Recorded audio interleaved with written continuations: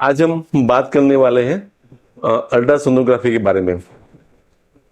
Pregnancy में sonography क्यों करानी चाहिए, उसका क्या बेनिफिट है,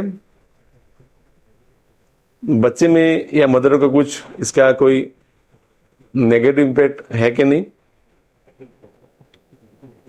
किन किन इंडिकेशन में यानी कि किस वजह में सोनोग्राफी करानी चाहिए, इसके बारे में हम बात करेंगे। मैं डॉक्टर हितेश पटेल, हर्ष हॉस्पिटल, हिम्मतनगर, गायनेकोलॉजिस्ट। सबसे पहले तो अल्ट्रासोनोग्राफी क्या है।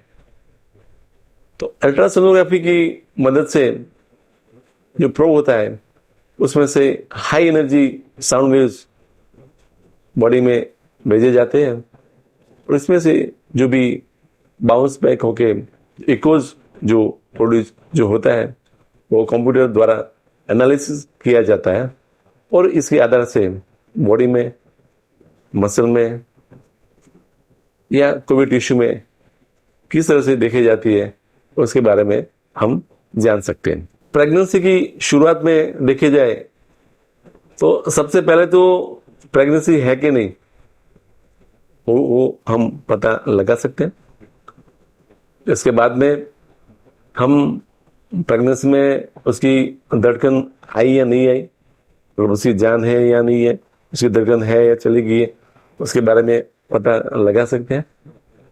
साथ में शुरुआत की प्रेगनेंसी में अगर देखे जाए तो जो बच्चे की गांठ है वो उसकी नॉर्मल पोजीशन में है या कुछ एबनॉर्मल पोजीशन में है, जैसे कि ट्यूब में है या कुछ ओवरी में है, जैसे कि एक्टोपिक प्रेगनेंसी, उसके बारे में भी हम पता लगा सकते हैं।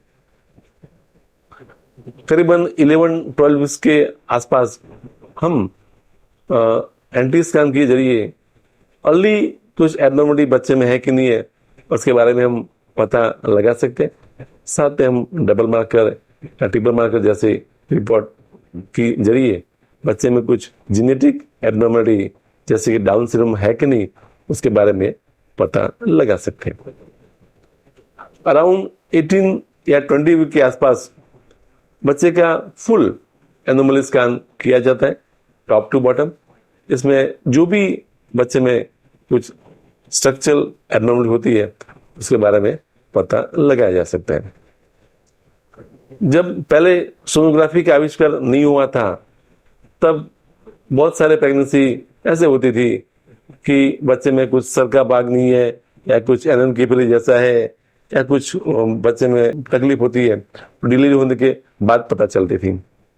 तो सोनोग्राफी का इन्वेंशन के बाद जो बच्चे में छोटी छोटी जो भी एबनॉर्मलिटी होती है उसके बारे में हम जल्दी से पता लगा सकते हैं और उसका निवारण कर सकते हैं।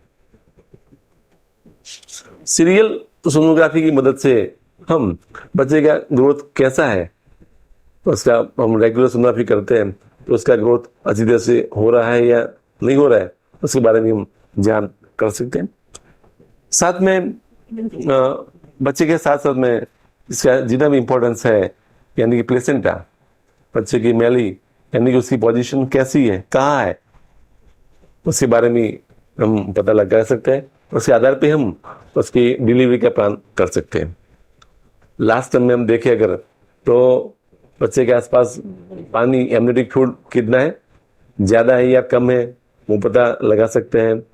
साथ में अगर कलर डॉपलर की मदद से भी हम बच्चे को किस तरह से, कितनी फ्रीक्वेंसी से उसको ब्लड मिल रहा है इसके बारे में हम पता लगा सकते हैं।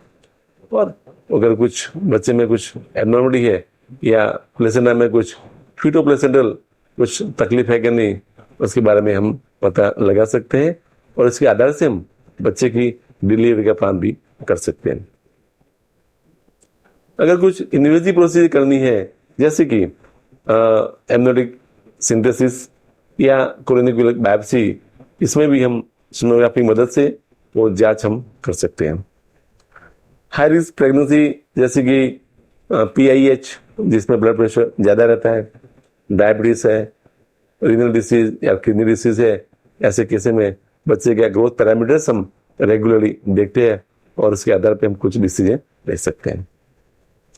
तो इस तरह से एंटीनेटल सोनोग्राफी का बहुत से फायदा बच्चे को और मदर को मिलता है। बहुत सारे पेशेंट का कंप्लेन या सुनाई जाती है कि ये सोनोग्राफी के कुछ बच्चे को तकलीफ तो नहीं पड़ेगी। 100% नहीं, क्योंकि इट इज ये सिंपल अल्ट्रासाउंड की वेव है, तो इसमें बच्चे में कोई भी आड़असर नहीं आती है। अगर हम प्रेगनेंसी के साथ अगर एक्सरे निकालते हैं, सीटी स्कैन करते हैं, तो बच्चे में कुछ होने की संभावना है, लेकिन सोनोग्राफी का कोई नुकसान बच्चे पे या मदर पे नहीं है। सो sonography is very much important for pregnancy to detect the early complication and the normal growth of the child. Thank you.